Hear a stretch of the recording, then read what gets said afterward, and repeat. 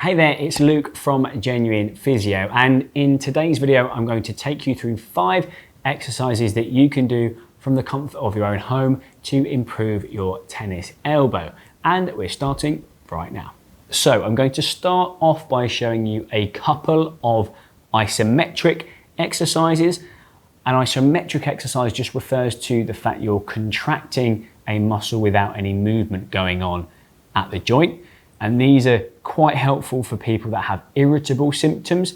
They're the sort of least level load exercise that we can give you. And then after that, I'm going to show you 3 options that you can do with some weight through range with load.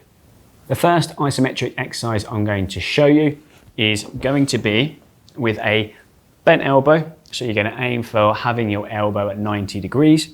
And the movement that you're aiming for is wrist extension.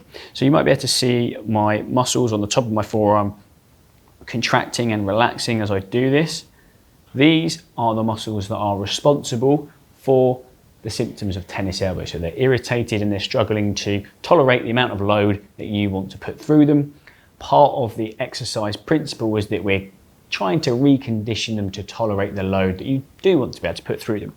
So one of the easiest things that we can do that shouldn't be too irritable is an isometric, like I said. So you're going to lift the wrist up, well, that's the movement you're aiming for, and you're going to use your opposite hand to just stop that happening. So you're going to apply a pressure in that wrist extension movement, and you're going to hold for 5, 4, 3, 2, 1, and then you're going to relax off. And then you're going to do the same again. So push up, hold for 5, 4, 3, 2, 1. And you're going to aim for 10 of those. And you can progress this exercise by increasing the length of time that you are holding the contraction for. So you might start off with 5, you might progress to 10, 15, 20, etc. over time as your symptoms improve. The second isometric that you're going to try is the same thing, but with a straight elbow. So in this instance, you're going to have a straight elbow. You're going to do the same movement, but you're just going to pop the good hand over the not so good hand, and you're going to apply a pressure. So hold it for 5, 4, 3, 2, 1, and relax off.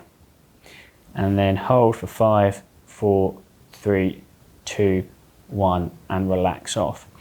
Now, all we've done here, we've kept the exercise the same. We've gone from a bent elbow to a straight elbow, and that is something that you can utilize day to day as an activity modification to reduce your symptoms. So if you're lifting things at home, for example, you're in the kitchen, you're lifting heavy pots up. If you do that with a straight elbow, you're going to feel a lot more pain than if you did that with a bent elbow. You kept it quite close to you, less load going through the elbow, less irritable for the tendon, and more likely to help that tendon improve by tweaking things day to day. Now we can start moving on to some exercise with load through range.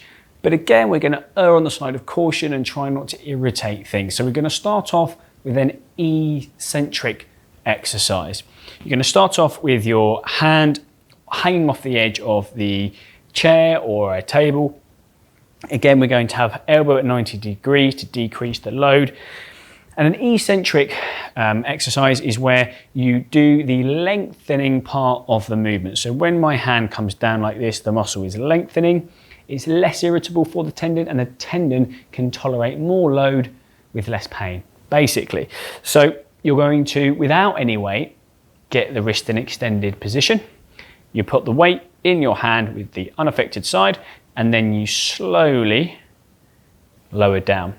When you get to the bottom, take the weight off with the other hand, so it's not doing the shortening part of the movement. Get yourself back up into that extended position, and then you slowly lower down.